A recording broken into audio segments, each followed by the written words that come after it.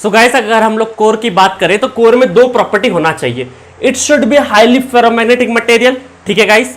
मैं आगे चल के आपको डायमैग्नेटिक, पैरामैग्नेटिक या फेरोमैग्नेटिक के बारे में भी थोड़ा थोड़ा बता दूंगा, ठीक है। बट क्या होना चाहिए? It should be highly ferromagnetic material. और दूसरा, कंडक्टिविटी शुड बी लो, मतलब कि क्या होना चाहिए? जो भी फेरोमैग्नेटिक मटेरियल है वो क्या होना चाहिए? उसकी कंडक्टिविटी काफी कम होना चाहिए, ठीक है। अब हम लोग क्यों कंडक्टिविटी कम की बात कर रहे हैं? देखो इधर एक चीज बताता हूं, कंडक्टिविटी शुड बी लो का मतलब है कि कम से कम उसमें करंट जाना चाहिए, क्योंकि अगर कोर के अंदर करंट जाने लगा, आ रही बात समझ में, कि अगर मान लो फ्लक्स के साथ साथ अगर ये कंडक्टिव हुई तो इसके अंदर करंट भी चले जाएगा, और करंट चले गया तो हीटिंग बहुत ज्यादा हो जाएगा कोर का। जैसे हीटिंग बढ़ते जाएगा तो अनवांटेड लॉसेस भी बहुत ज्यादा होते जाएंगे और हमारा एफिशिएंसी बहुत ज्यादा कम हो जाएगा। इस वजह से इस फेरोमैग्नेटिक मटेरियल का कंडक्टिविटी कम से कम होना चाहिए। इस बारे में हम लोग आगे चल के फिर बात करेंगे।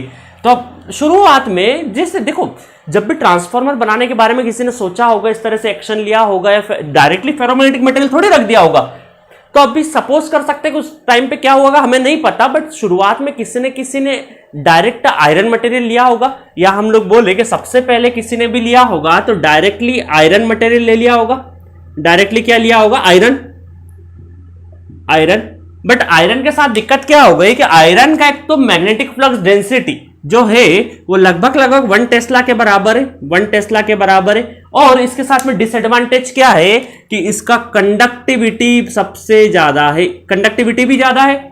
तो कंडक्टिविटी ज्यादा होने की वजह से आयरन तो वैसे ही हम लोग क्या कर दिए? डिस्कार्ड कर दिए, क्योंकि दो हमारी प्रॉपर्टी मैच नहीं हो रही थी, ठीक है। अब चलिए बात करते हैं कि जैसे ही देखो आयरन, हमें पता है कि फ्लक्स जो भी ट्रेवल करेगा वो किसी न किसी आयरन मटेरियल से ही ट्रेवल करेगा। तो हम लोगों ने सबसे पहले आयरन को पिक किया और अब कोशिश करी कि इसकी कंडक्टिविटी को कम से कम करें। तो इसका अलॉय बनाया हम लोगों ने। इसको सबसे पहले किसके साथ मिक्स किया हम लोगों ने? Mixed with steel. इसको किसके साथ मिक्स किया? Mixed with steel. Mixed with steel. Steel के साथ में क्या कर दिया? इसको मिक्स कर दिया, जिसके वजह से हमारा कंडक्टिविटी थोड़ा सा कम हो गया। कंडक्टिविटी थोड़ा सा कम हो गया और हमारा लगभग मैग्नेटिक फ्लक्स डेंसिटी जो हुआ 1.2 टेस्ला के बराबर हुआ। Slight increase in magnetic flux density, ठीक है।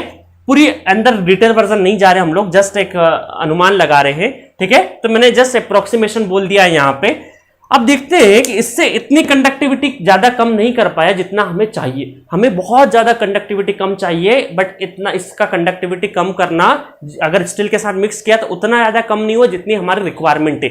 तो हम लोगों ने क्या करा, एक काम करते हैं हम लोग, इसमें हम लोग ऐड सिलिकॉन विथ स्टील। ये जो मिक्स्ड स्टील है इसके साथ में हम लोगों ने क्या कर दिया? सिलिकॉन ऐड कर दिया। कितना परसेंट करा, कितना नहीं करा, वो सब बात की बात है, हम लोग बाद में करेंगे सारी डिटेल वर्जन में बातें। तो ऐड सिलिकॉन विथ स्टील के साथ में हम लोगों ने ऐड कर दिया, जिसकी वजह से कंडक्टिविटी ज्यादा कम हो गई, जिसकी वजह से कंडक्टिविटी बहुत ज्यादा कम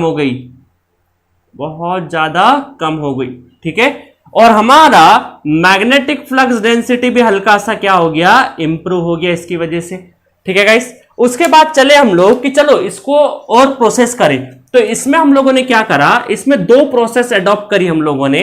2 प्रोसेस कौन से अडॉप्ट करी? इस प्रोसेस का नाम है rolling process and grinding process, ठीक है। अब देखो ये रोलिंग एंड ग्राइंडिंग प्रोसेस है कि असल में आपको चीजें बताऊंगा। देखो किसी भी मटेरियल के अंदर डाइपोल्स होते हैं छोटे छोटे, या अभी हम लोग साइड में एग्जांपल ले लें, क्रिकेट मैच का जो पिच होता है उसके ऊपर रोल क्यों करते हैं? क्योंकि जो मिट्टी है वो सही से जम जाए, जो हल्के जो छोटी छोटी बिखरी हुई मिट्टी है आसपास, वो भी क्या हो जाए? कलेक्टिव मैनर में एक शेप ले जहां पे बार बार मिट्टी निकले नहीं। रोलिंग इसीलिए तो होती है पिच पे। तो वैसा ही रोलिंग हम लोग यहां पे भी करेंगे, बट हमारा एम दूसरा है। यहां पे हम लोग जो मटेरियल के अंदर जो डाइपोल्स होते हैं छोटे छोटे, उनको हम लोग एक जैसा रहे इस वजह से रोलिंग करते हैं। और ग्रेनिंग क्या होता है?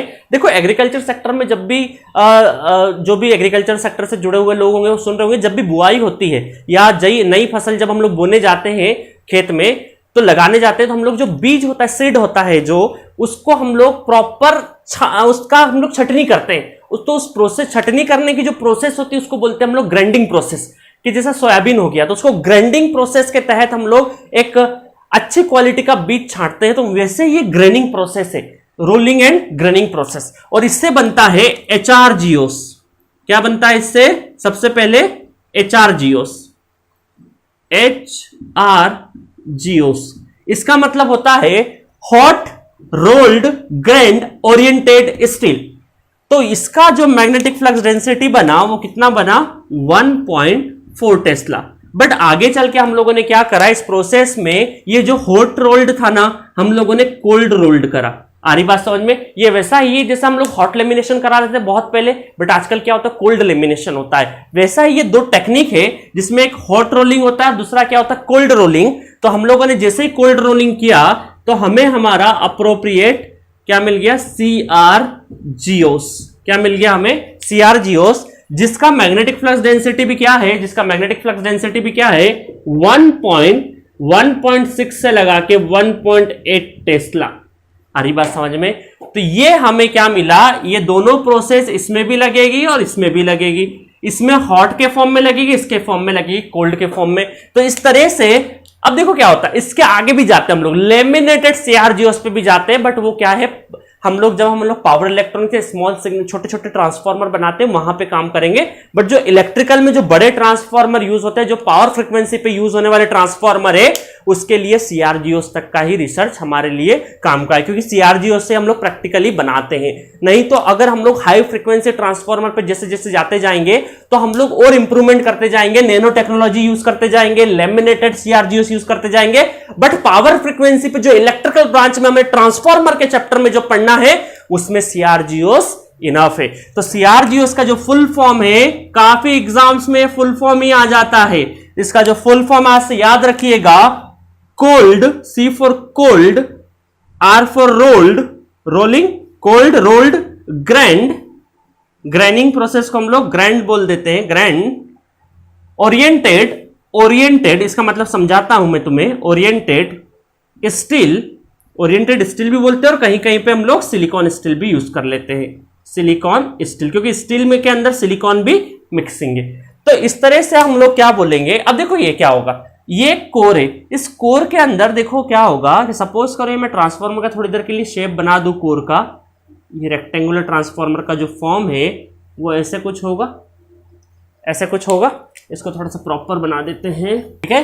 ये ट्रांसफार्मर, यहां पे वाइंडिंग प्लेस्ड होती है, यहां पे वाइंडिंग प्लेस्ड होती है, ये जो दो वाइंडिंग्स है ये वाइंडिंग्स ऐसे प्लेस होती है, ठीक है। अभी जस्ट एग्जांपल बताया मैंने। और यहां पे इस मटेरियल के अंदर छोटे छोटे डाइपोल्स होते हैं, छोटे छोटे डाइपोल्स होते हैं, छोटे छोटे एरो वर्जन के डाइपोल्स होते हैं, डाइपोल्स, ठीक है।